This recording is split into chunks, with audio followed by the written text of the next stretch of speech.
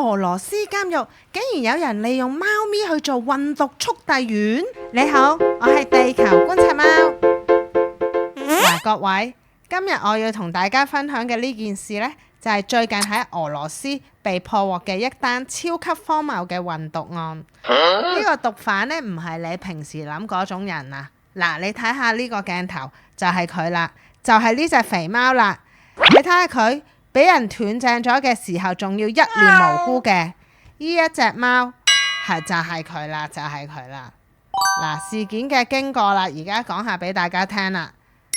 話說喺俄羅斯夏洛夫哥羅德嘅第17監獄，喺今年嘅7月21號嗰日呢，獄警巡邏嘅時候呢，就發現咗一隻貓，好似好想捐入某一個地方喎，但係呢又好似捐唔到咁啦。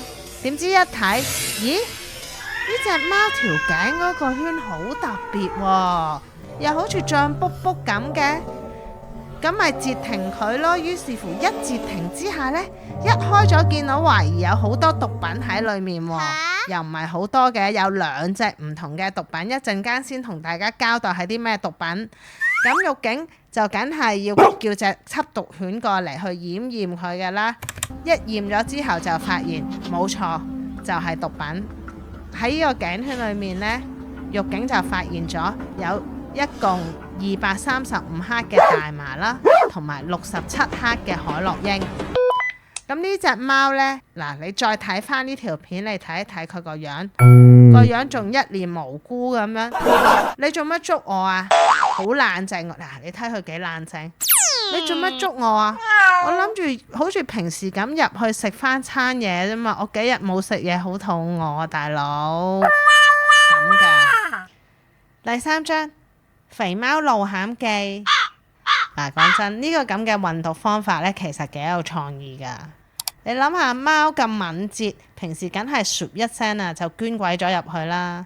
不過我可以寫包單，呢隻貓呢，其實一定係做過好多次，而且以前肯定係成功過嘅。點解今次斷正？原因好簡單，因為啲犯人心裏面諗：喂，呢隻貓掂啊，次次都搞得掂嘅。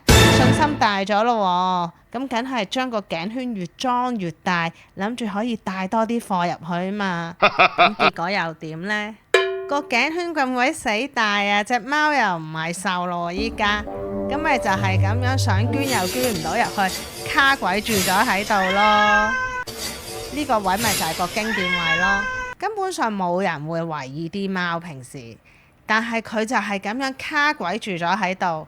搞到啲獄警咧都忍唔住望多兩眼，咦？點解有隻咁肥嘅貓卡鬼住咗喺度，捐又捐唔到入去嘅？所以咪走埋去截停佢睇下咩料咯。所以就係咁呢，一個本身佢哋以為好完美嘅計劃，就咁就毀於一旦啦。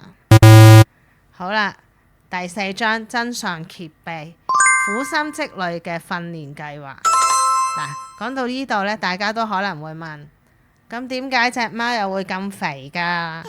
我同你講，呢個呢就係先正成單案最苦心經營嘅地方。有報道推斷呢啲犯人為咗訓練佢認路呢，就係長期用食物嚟利誘佢㗎。你諗下，貓呢啲嘢邊會咁聽話㗎？係入到去監獄裡面就有好嘢食，佢先正會心甘情願幫佢哋帶貨㗎嘛。以我精明嘅推斷呢，佢哋呢個計劃就應該係咁嘅。首先將隻貓運返出去餓佢幾日先，然之後呢，就幫佢戴返個頸圈啦。想佢戴啲咩，咪裝落去個頸圈度咯。喺監獄裏面呢，就設定啲食物啦。隻貓聞到香味啊，就知道喂，有飯開咯喎，要返入去食飯，好 Q 肚餓啊！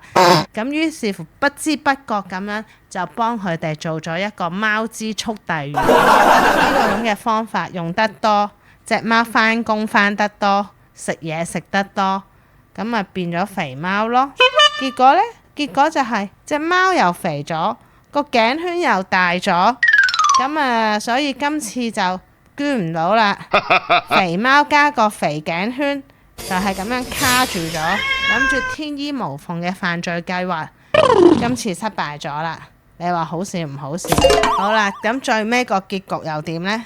結果呢啲毒品呢就充公晒噶啦。隻貓呢驗完身之後就放生咗啦。最大損失嘅就梗係啲犯人同埋想買毒品嘅犯人啦。原本呢招貓之速遞呢真係神不知鬼不覺噶，但係依家斷正咗之後呢，以後啲獄警呢見到貓呢都唔會咁容易放過噶啦，因為佢哋一見到貓就會諗，咦，有可疑，走去截停佢先，逗一逗佢先。所以咧，就算佢哋第日諗住再招募第二隻貓呢，呢件事黃咗之後呢，用貓嚟速遞呢件事應該都行唔通噶啦。